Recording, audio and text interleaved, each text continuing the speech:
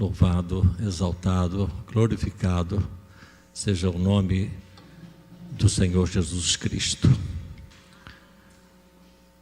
Não sei, mas Deus sabe como cada um chegou a esta casa nesta manhã. Esta semana pode ter sido de muita luta. Esta semana que passou, hoje é o primeiro dia de nova semana, pode ter sido uma semana muito difícil. A semana que passou pode ter sido uma semana de muitas tentações. A semana que passou pode ter sido uma semana de opressão maligna. Mas nós estamos diante do Senhor, na sua casa, no seu santuário, como irmãos, para recebermos o refrigério do Senhor para as nossas vidas nesta manhã. Deus possa nos falar através da sua palavra, através da instrumentalidade deste pregador, e que acima de tudo Ele seja visto, Ele seja amado, Ele seja glorificado e obedecido. O texto, queridos, desta hora está no Evangelho de João, no capítulo de número 21. É o último capítulo do Evangelho do evangelista João. E neste capítulo nós encontramos revelações extraordinárias. Eu quero ler com os irmãos, gostaria de ler os 17 versículos, mas não vou fazê-lo. Nós vamos ler os versículos 14 até o versículo de número 17. Diz-nos assim, o texto está em nossa tela, eu estou lendo na versão da imprensa bíblica brasileira, segundo os melhores textos, em hebraico e grego. Diz assim o versículo 17: Foi esta a terceira vez que Jesus se manifestou aos seus discípulos, depois de ter ressurgido dentre os mortos. Depois de terem comido, perguntou Jesus a Simão Pedro: Simão, filho de João, amas-me mais do que estes? E respondeu-lhe ele: Sim, Senhor, tu sabes que te amo. Disse-lhe ele: Apacenta os meus cordeirinhos. Tornou-me a perguntar-lhe: Simão, filho de João, amas-me? E respondeu-lhe: Sim, Senhor, tu sabes que te amo. Disse-lhe: Pastoreia as minhas ovelhas. Perguntou-lhe terceira vez: Simão, filho de João, amas-me? Entristeceu-se Pedro por lhe ter perguntado pela terceira vez: Amas-me? E respondeu-lhe: Senhor, tu sabes todas as coisas, tu sabes que te amo. Disse-lhe Jesus: Apacenta as minhas ovelhas. Queridos, quero caminhar com os irmãos nesta manhã, com a ajuda do Espírito Santo, na seguinte direção: Jesus não desiste dos seus. Vamos dizer juntos? Jesus não desiste dos seus. Jesus não nos descarta quando nós, tentados, cedemos, escorregamos. Jesus não desiste de nós quando escorregamos, quando falhamos, quando desobedecemos. Mas Ele está sempre pronto para nos dar a mão, para nos levantar, para que nós possamos continuar a caminhada da vida cristã. Quero lembrar nesta introdução o que Jesus falou em João capítulo 6, versículo 37. João capítulo 6, versículo 37. O que vem a mim, aquele que vem a mim, de maneira nenhuma o lançarei fora. Gostaria até que esse versículo estivesse aqui na nossa tela, para que nós ficasse bem gravado na nossa mente este versículo de João 6,37. Podemos ter? Está aqui. Todo o que o Pai me dá virá a mim, e o que vem a mim, de maneira nenhuma o lançarei fora. O Senhor não nos lançará fora. De maneira nenhuma o Senhor nos lançará fora. Porque o Senhor deu a sua vida na cruz para nos salvar, para nos sustentar, para nos preservar. Quero lembrar também essas palavras de Davi no Salmo 34, versículo 19: muitas são as aflições do justo, mas o Senhor o livra de todas. Muitas são as aflições do justo. E Jesus falou sobre isto: no mundo tereis aflições. Quantas aflições nós experimentamos de todas as ordens. Mas tende bom ânimo, tende coragem. Eu venci o mundo. Portanto, eu e você precisamos do ânimo de Jesus. Nós precisamos do ânimo de Jesus para continuarmos de pé, como servos de Deus, anunciando a sua mensagem, cuidando da nossa família, cuidando daqueles que Deus tem colocado em nossas vidas. Há um hino que eu gosto muito, e há muito tempo, quando eu faço visitas, e hoje eu vim andando com a irmã Lúcia, que é minha vizinha agora, lá a igreja até aqui. Ela veio, irmão Hélito ficou mais para trás, aí eu entrei, e ela veio do meu lado desde a Almirante Tamandaré até aqui. Irmãos, que alegria, não é?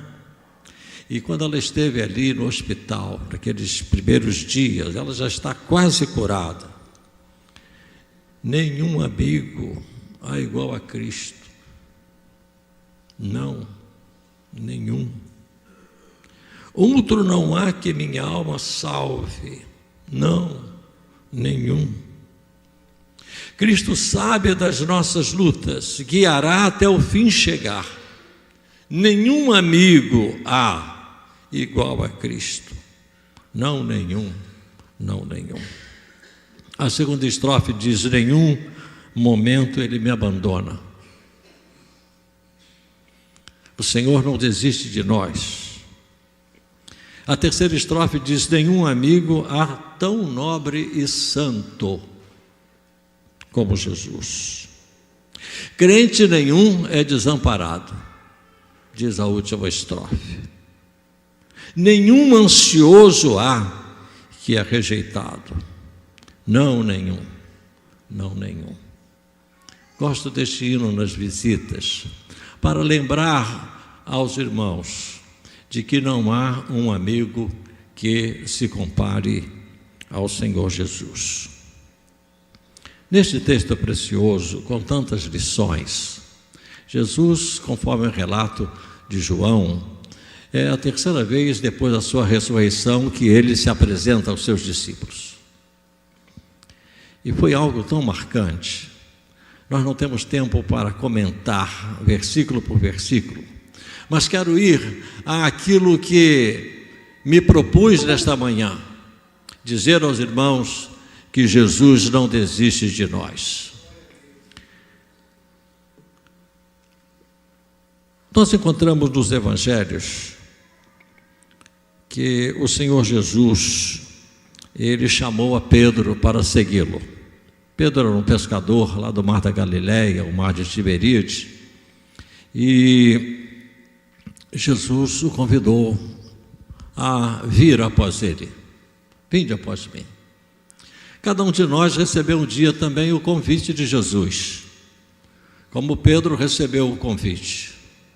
E nós tomamos a decisão de seguir a Jesus. Seguirei o meu bom mestre, seguirei o meu bom mestre.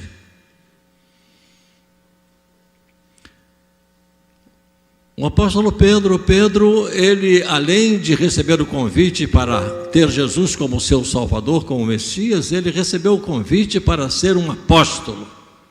Jesus passou toda a noite em oração e, descendo do monte, ele então nomeou os 12. E Pedro encabeça a lista. Nós também, após salvos pelo Senhor, fomos chamados por Ele para uma área da igreja específica. O Senhor distribuiu dons conosco e nós estamos trabalhando para o Senhor.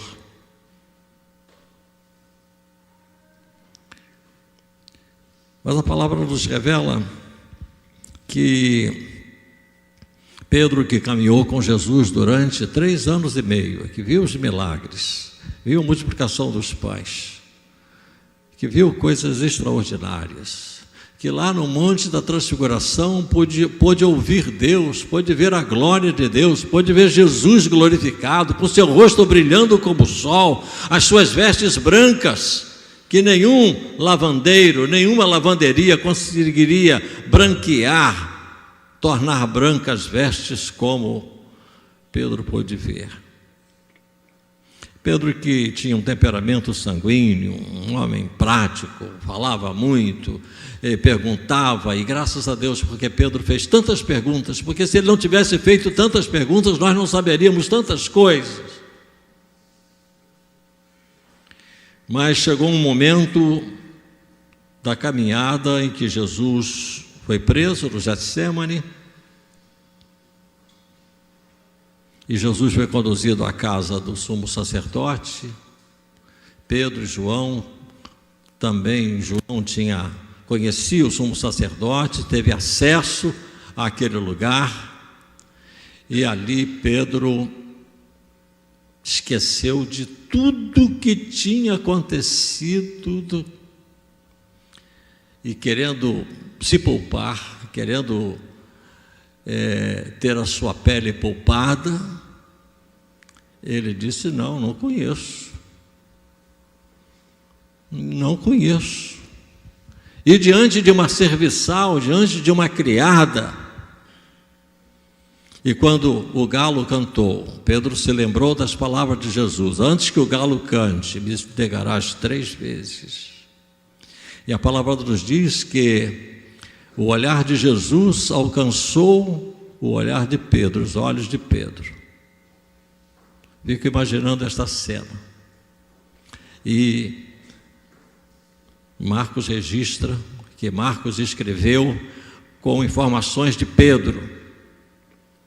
Marcos escreve que Pedro se entristeceu profundamente. Um outro texto diz que ele, naquele momento em que o olhar de Jesus se encontrou com o olhar dele, ele chorou amargamente por ter aquilo acontecido. Queridos, todos nós, servos de Deus, somos tentados. E por que Satanás nos tenta? Ele nos tenta para nós desobedecermos. O Senhor tem estabelecido na sua palavra os padrões para a nossa vida, e Satanás nos tenta para a gente quebrar esses mandamentos. Satanás nos tenta para que nós possamos desagradar o coração de Deus. Nosso pastor leu no início do culto aquele versículo que fala da tentação de Jesus. Foram 3 fortíssimas tentações. A primeira tentação veio para que pedras fossem transformadas em pães, e Jesus estava há 40 dias sem se alimentar. Olha que tentação fortíssima. Mas o Senhor, que obedecia a palavra, disse: está escrito na palavra. Jesus ficou com a obediência. E veio a segunda tentação, e Jesus disse: está escrito. Onde estava escrito? Na Bíblia de Jesus. A Bíblia de Jesus terminava em Malaquias. E veio a terceira tentação, e Jesus disse: está escrito. Estava escrito na palavra, e Jesus ele, como Paulo escreve aos Filipenses, foi obediente até a morte, morte de cruz. A morte mais terrível, mais maligna. Quem bolou a cruz como um meio de pena, com certeza foi inspirado pelo inferno.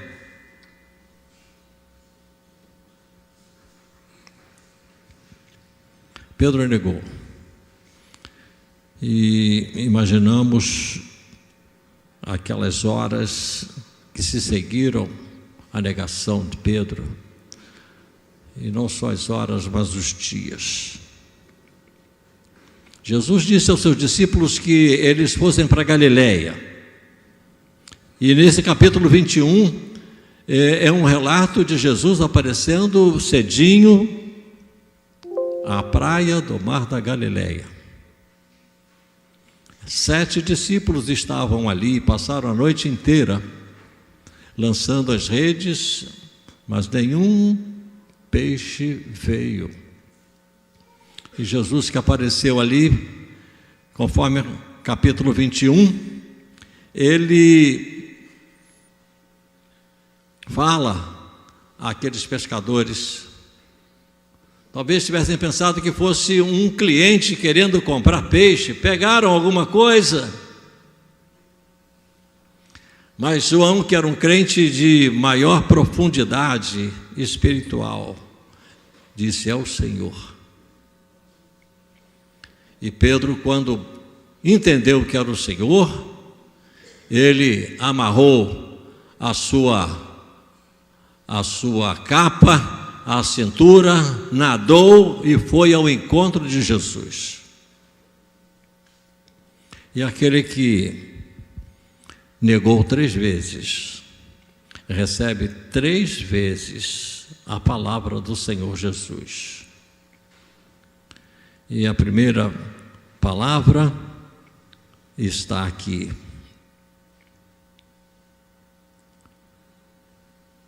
Amas-me mais do que estes? Amas-me mais do que esses teus colegas, 6 aqui de pescaria? E Pedro diz: Senhor, eu te amo. Dá paciência aos meus cordeirinhos. É interessante, queridos, que nós estamos às portas da nossa escola bíblica de férias.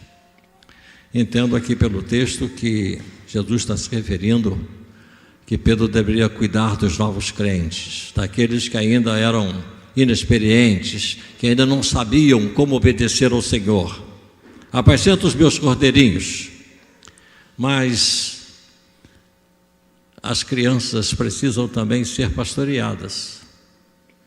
E eu ouvi do meu professor nos dias de seminário que as menores uvas do mundo são as uvas de Corinto, mas também são as mais pequenas do mundo. E o meu professor era de origem grega, então ele sabia bem o que ele estava dizendo. Jesus pergunta a segunda vez a Pedro: Pedro, olhando nos olhos dele, amas-me? E Pedro diz: Senhor, eu te amo. E pela terceira vez, o Senhor fez a mesma pergunta: amas-me? E respondeu-lhe: Senhor, tu sabes todas as coisas, tu sabes que te amo. E disse-lhe Jesus: apacenta as minhas ovelhas. Não apenas os cordeirinhos, não apenas os novos convertidos, aqueles que estão querendo obedecer, estão aprendendo a obedecer, mas aqueles que já conhecem a minha palavra, apacenta a todos. Eu entendo, irmãos, que nenhuma outra pessoa conseguiria restaurar Pedro. Só Jesus conseguiria restaurar Pedro. A autoestima de Pedro estava lá no pé. Foi contra Jesus que ele pecou. Foi contra Jesus, foi a Jesus que ele negou. A autoestima de Pedro deveria estar baixíssima. Mas Jesus não desistiu de Pedro. Jesus não descartou Pedro. Pelo contrário, o Senhor foi ao encontro de Pedro. Na verdade, o Senhor queria falar com Pedro.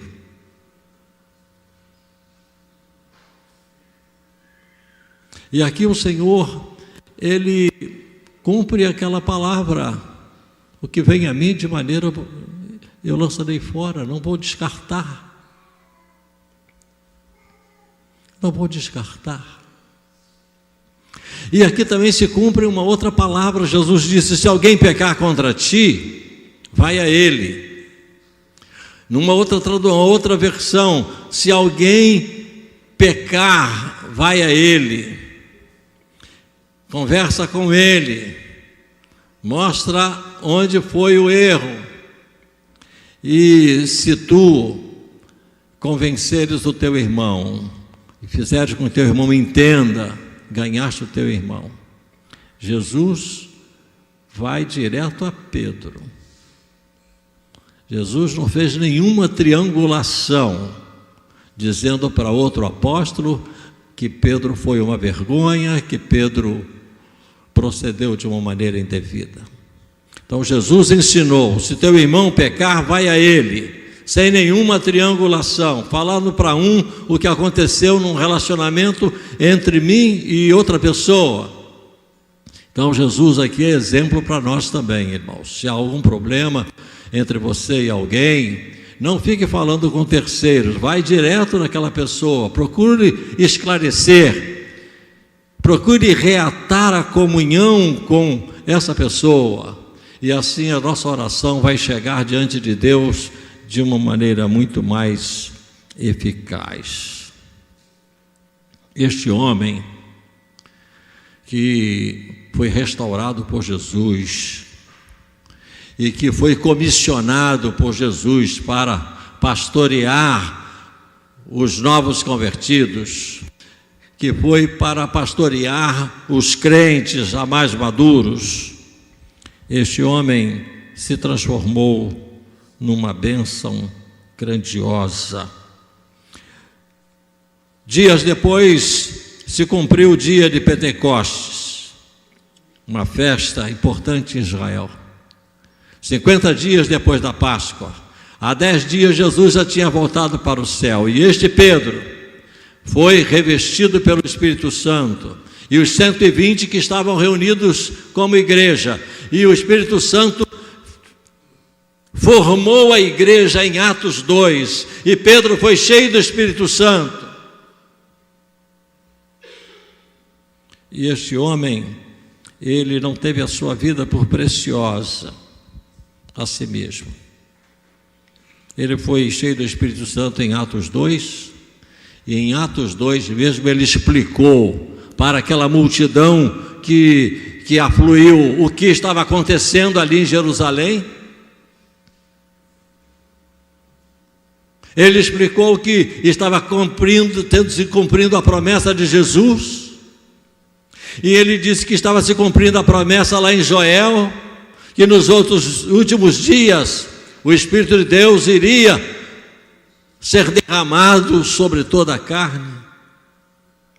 3.000 almas se converteram. A igreja que tinha 120, com mais 3.000, ficou com 3.120. E os convertidos estavam tão maravilhados que não queriam ir para casa.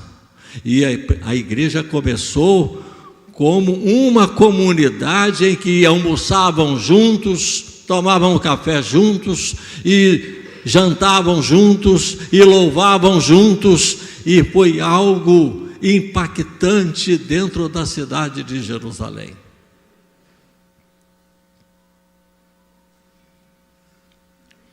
Pedro também foi um servo ousado, não teve a sua vida como preciosa. Atos 3 nos fala de um homem que foi curado, um paralítico. Foi algo público e notório dentro de Jerusalém.